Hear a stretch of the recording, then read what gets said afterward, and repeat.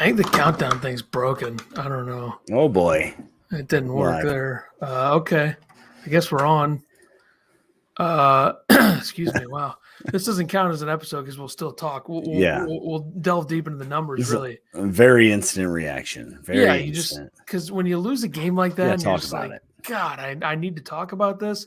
And rather than yelling into a camera for 28 seconds, 2 minutes, 28 seconds, I think it's actually less than that. I'd rather just get on here and do this. And I just think that, I think one thing that we didn't look at enough, I think, going into this game was the fact that it was I did mention that it was their first true road game, but also like going into that environment, Big Ten, you got to remember that the officials are usually inclined to ride the home team pretty hard early for the most part, especially. Yeah. They started to give us some calls when it got to 6-1. They started to give Illinois some calls, but Yeah, I think there that's was a run something there we where underlooked. it was heavily Maryland. That's not an excuse for this game, though. I mean, No. It seemed like Illinois just was completely lost defensively for most of the first half, letting guys get open shots. They let Maryland go 7 of 14, basically. The pull up at the end of the first half was a little weird.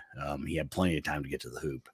But, not closing out on guys, losing guys, helping when your guy is – let's see. What was Young was 4 of 9 from 3. Hart was 5 of 6, leaving Hart wide open to come help Coleman Hawkins, but not helping when the guys in the interior and, Sky Clark or RJ Melendez is getting posted up by Dante Scott. The defense is leaving a bad taste in my mouth right now. MJ, what's up? Thanks for stopping by, man. MJ says, as frustrated as I was watching this game, I have to remember this team is so inexperienced and our goal isn't for December. I'm feeling okay after it, oddly. Yeah, Ethan had Illinois losing this game before the season even started. He picked them, of course, to win here. Maryland 68-64 was his prediction, so pretty close there. Almost on the money. Wow. Yeah. The final play of the game, before Hawkins tried to force a 3, down 4, you can't give up a 3 there. Dane Danger has to close out on that. You have to understand there's 4 seconds on the shot clock. You can't allow a 3 there to go down 4 with under 20 seconds. And that's what Illinois did. And it bit them. They had multiple chances to get a lead in this game, and they couldn't get over that hump. So Jay's here. Jay, how you doing? He says, like the fight in the second half, past Illinois teams probably get blown out. Probably past like a couple years ago. Yeah, really old teams. But Illinois' defense was way better in the second half. There's no doubt about that. Coleman Hawkins was really good on the defensive end. Illinois' half-court offense is still a question mark. Unless you got TSJ, just getting his eyebrow bloody and, things like that. The team started to get going after that, but you got to play with that intensity for 40 minutes. You can't. Yeah, one thing that I absolutely noticed in the first half is it seems like RJ especially is having some trouble with these communication issues defensively. It's RJ. I think it's everybody. I mean, it's just a lot more noticeable with RJ because Brad usually gets up in his face right away. Yeah, but there's just points where you got Coleman coming to help, so Coleman leaves a guy open, or it seems like people get lost. I have talked about it. Open shooters are everywhere. Once you find a team that can find those open shooters. Well, we talked about going into this game how sporadic Maryland is from 3. Their numbers from 3 are not good, but there's some games where they've been elite at it, and they were elite at it tonight. And Hakeem Hart was literally not touching the rim. So that was tough. MJ says communication. Either Shannon has to go over the top or Danger has to switch. If Shannon can't get over the top, it's Danger's job to close out, though. I mean, that Yeah. that has to be the number one thing that Brad was telling him is you can't give him a 3 here. It had to be. Yeah. Myers still lost offensively. Jay, I felt like he couldn't get tonight. You can't get into the flow of the game when they Yeah. call BS on you right away. Same with Epps. Yeah, and Epps. I mean, I was looking in the post when he took that 3. Wasn't happy about the 3, but I'm okay with it, I guess. You said that he was wide open. I just saw a replay. He was wide open, and it gives you that 2-for-1 too. If he misses it, Illinois still has a chance to get the ball back, as long as they don't allow a 3 to go down 4. Yeah. So I'm okay with it, except that Epps had played 10 minutes. The Epps, Danger, Hawkins, RJ, TSJ lineup at the end of the game was a little confusing to me. I don't get why Sky's not in the game, like, at all. I don't understand that. Yeah, like, I mean, that's the thing. Like, Sky's your point guard. You had Epps in there with 4 fouls. Like, and you have Epps who as much as I love him, as good as he is come crunch time, he's very pressing. It's not let's find the open shot. I don't think Brad was mad with the 3 he took. Brad was clapping for him and happy about it. But I just think in that point you try to get the lead, and with 15 seconds on the shot clock, you can probably get a 3 anytime. So I don't know. I don't know if it's that much of it's not a disappointing loss. You wish that Illinois could have went in there and won. I think it's an annoying loss. Season. Yeah, Illinois can't win at Maryland. And Kevin Willard, by far my favorite Big Ten coach now, because after the game he said, I don't know, ask me tomorrow. I'm going to have 1 beer or 9 more. So Kevin Willard is. Well, I will say this. Maybe I should delete the tweet that I had on the podcast account during the game.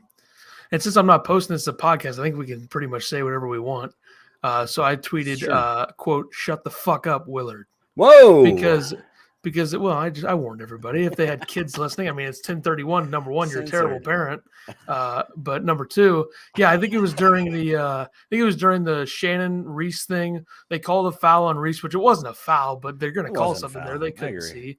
And Willard just wouldn't shut up to the refs. Well, he was mad because they were going to look at it. Yeah, but like, I just didn't know that it shut was the F up, Kevin. Yeah, I like him though. Yeah. Illinois, struggled from 3, 5 for 20. I said Sky Clark needed to start making shots. He hit that huge 3 to tie up the game. It just seemed like Illinois, they started behind and they started ahead, I guess, and then let Maryland go on an 11-0 run. And then from there, all they could do was tie it. They couldn't ever get ahead. 5 or 6 chances to take the lead, and you're down 1 or you're tied, and they just couldn't get over the hump. I mean, Shannon missing those 3s were not good. MJ says, I'll give credit to Maryland for some of our offensive struggles. The token full court pressure would take away 10 seconds of the shot clock, and then they pressured our initial action to disrupt any sets. You know what defense that is supposed to sound like? Illinois. Maryland plays better Illinois defense than Illinois does. That's the thing I noticed most of the game is Illinois never forced Maryland into a short shot clock with their half court press. Every time they did, or with their full court press, every time they did pressure, it seemed like Maryland had an easy answer to get up the court. And then by that time, Illinois was falling back and Maryland would either get an offensive rebound or they would find a guy open for 3. And it was hard to watch at times. Like, what's going on? Yeah, I think one problem that we all should see is that I feel like Illinois rarely, especially early in games, ever dictates play against these opponents. Like, they don't get after them on the defensive end, especially early. And that was all over tonight. Like the Illinois needs to be taking players out of games. They've been able to do that before with Frazier or Io defensively.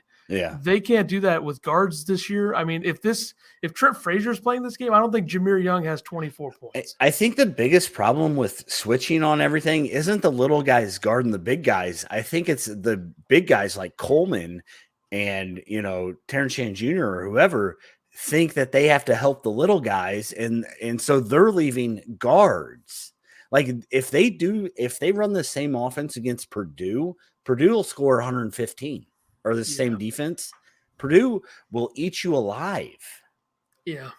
And they're going to. And Brad's got to find a balance here because the switching everything is not working because either you're leaving bigs on guards or you're leaving Sky Clark on Dante Scott or Reese or,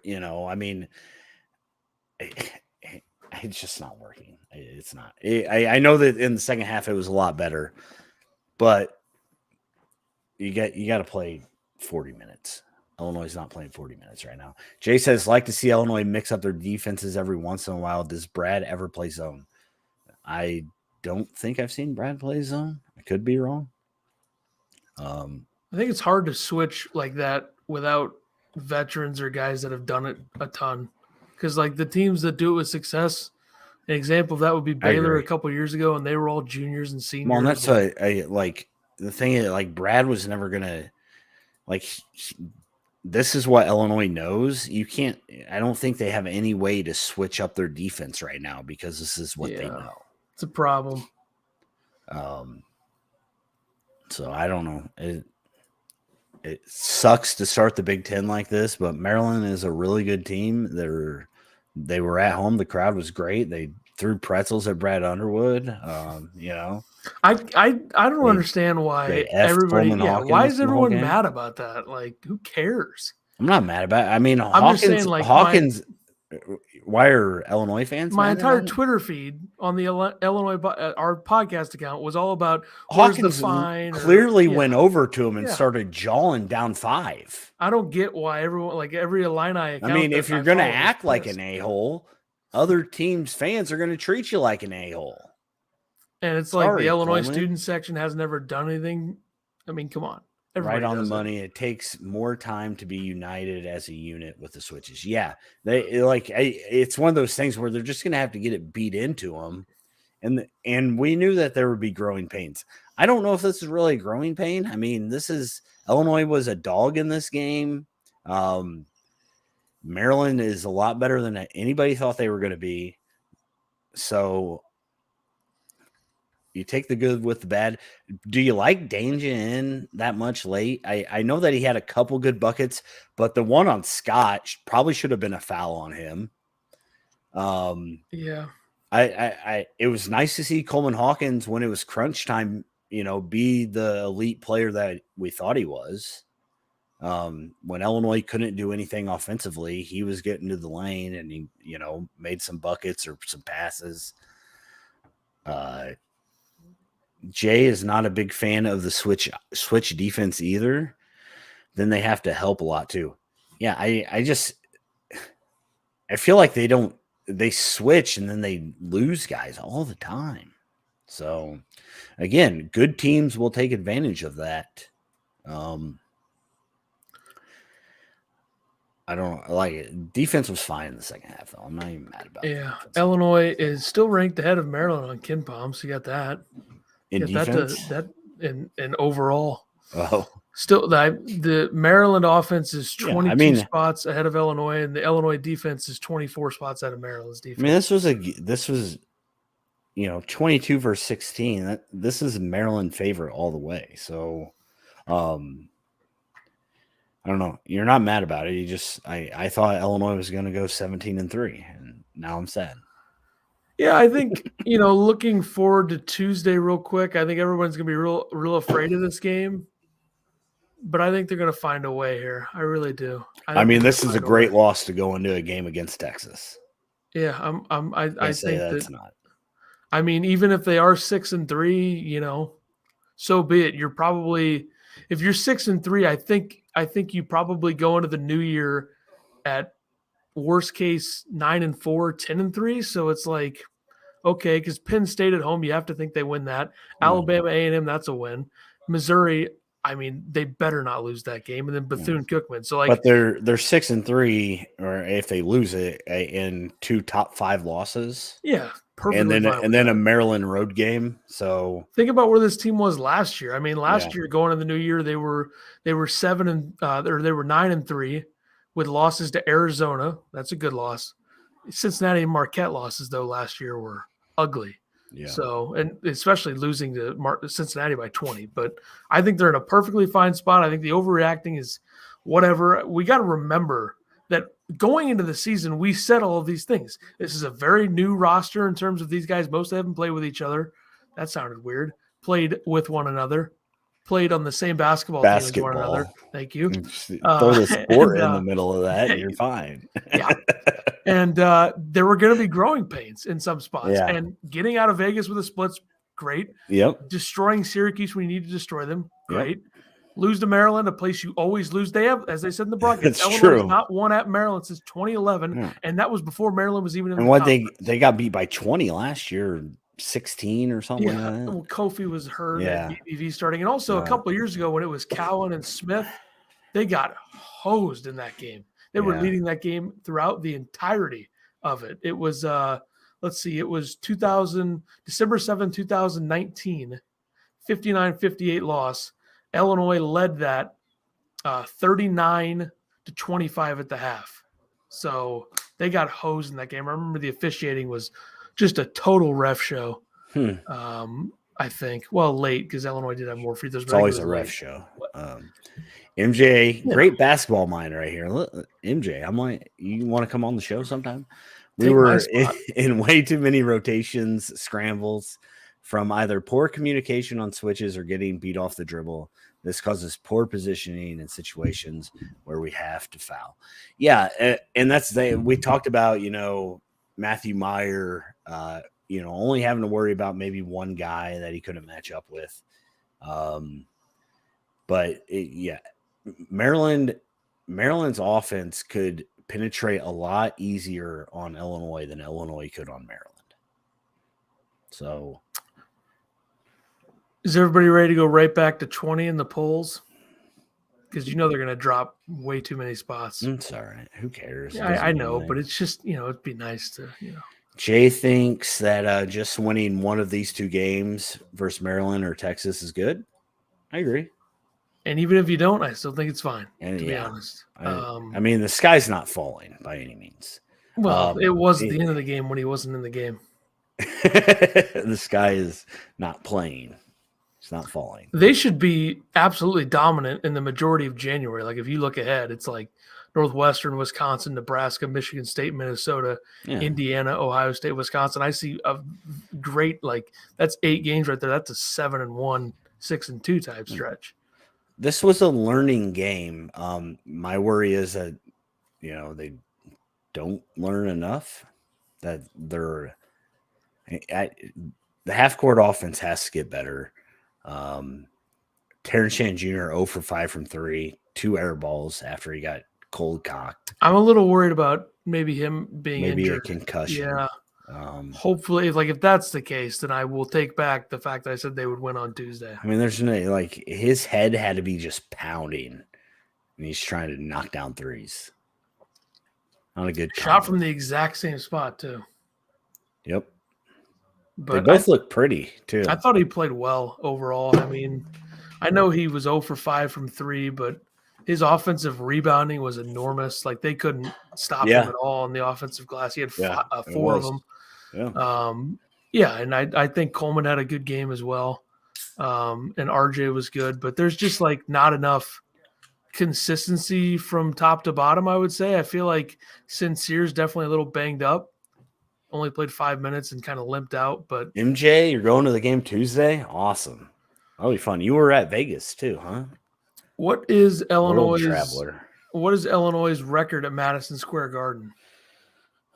I'd love to know. I have Well, no they won clue. there a couple years ago. They right? did, So but I have no clue.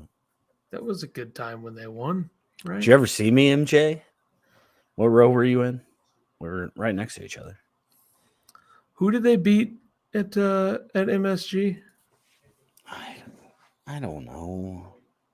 Jesus, it was. Who cares? We're talking about this game. But This is instant reaction, not yeah, okay. what have they done at Madison Square They Garden against? won at MSG a few years ago, man. But it doesn't matter. We're not talking Texas. We're talking Maryland, Illinois. I Instant know. reaction. We're already 10 minutes over what we said we were going to do. So, Greg, final thoughts. Boy Godin, DeMonte Williams, Mark right. Smith, Tejon Lucas, Aaron Jordan. God, that team sucked. Anyway, MJ's Illinois gonna be at bragging rights too. I don't think we're going to bragging rights this year. Illinois is good. That's my takeaway Sadly. from this game. Illinois is okay. Yeah, I think they'll be fine. They're I feel okay. like Jameer Young, that's a statement game from him coming from Charlotte. First Big Ten game. He was great. Yeah. Hart was gifted Unreal. so many open looks, and he was his shot is just he doesn't even try.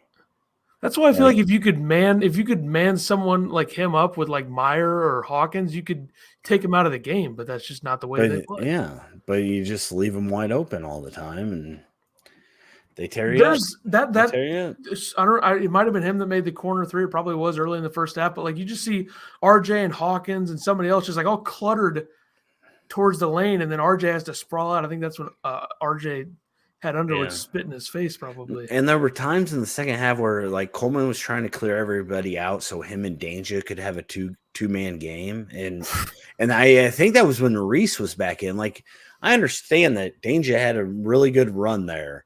And then they put Reese back in with 4 fouls, and Danger was obsolete. So 7 for 8 from the free throw line. That's good. Very nice. The shot was from the free throw line. I mean, the 50-foot line. Anyways, I think we're done. Right. Well, unless anybody's got anything else they want to rant about. We just want to do an instant reaction. We already talked for 22 minutes, and then we're probably going to have an episode and talk about 20 more minutes. So yeah, once we can process everything. And takeaway from the game is number 1, Bardo not being on the call was great. I thought Hummel did a good job as he normally does. I think he called out a lot of times. They called out a lot of times how many times Maryland was just getting this home cooking. Yeah. I think my biggest takeaway is on the road, the freshmen didn't play. They played like freshmen this game. Yeah, I would say so. But I'd like to hear Brad's answer about why Epps was in the game over Sky at the end. Yeah. Because it's not like Sky had a bad game. He had 6 I'm sure they're points, getting ready to talk to him here soon. So 3 rebounds, 2 assists. We'll go listen to that off stream. Is this a stream? Yeah, sure. All right. All right. We got this here. Shannon breakout. Go ahead. Break out the IO mask for Tuesday for no medical reason, purely optics. I like that. I do wonder, like, there's a chance he doesn't play. I mean, worst case scenario, if he doesn't pass concussion protocol. Yeah. But you would have thought they would have done that. You would have thought they wouldn't have put it back in the game if they thought that he. Yeah. Unless you want a lawsuit on your hands. But we'll know more Monday. Last question. If Shannon doesn't play, who steps in for him in the lineup? Luke Goody on one leg would probably be better than anybody else. I would have to think it would be Epps, right? Yeah, that's a small backcourt, but all right. I mean, Texas has a 6'6" backcourt. So, well, Hunter and Carr. Yep. He had Epps but like at least Epps was having a good game against Virginia. Epps was not having a good game. Yeah, and what happened? Epps pressed and he missed 3 shots and he turned the ball over twice. He blew the game completely on his own. It's all on him. No, but anyway, nobody's gonna hear this anyway. All right. Thanks for joining, MJ. MJ, thanks for stopping by. Jay, thanks for coming by. Anybody else that was out there listening to us rant for a little bit? Yep, we'll be back some point. We'll be back Monday probably, and then we're planning on watch party for Texas. So bounce Ooh. back for Illinois for watch party. So All right. See everybody we'll see you on guys Monday. then. Later. Goodbye. I want the last word. No, you can have it. You can have it. Okay. See ya.